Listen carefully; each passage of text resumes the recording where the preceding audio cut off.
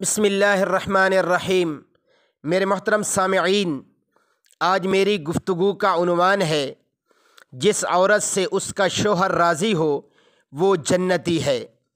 حضرت سلمہ رضی اللہ تعالی عنہ سے روایت ہے کہ رسول اللہ صلی اللہ علیہ وآلہ وسلم نے پاک ارشاد فرمایا کہ جو عورت اس حال میں وفات پا گئی کہ اس کا شوہر اس سے راضی تھا تو وہ جنت میں داخل ہوگی۔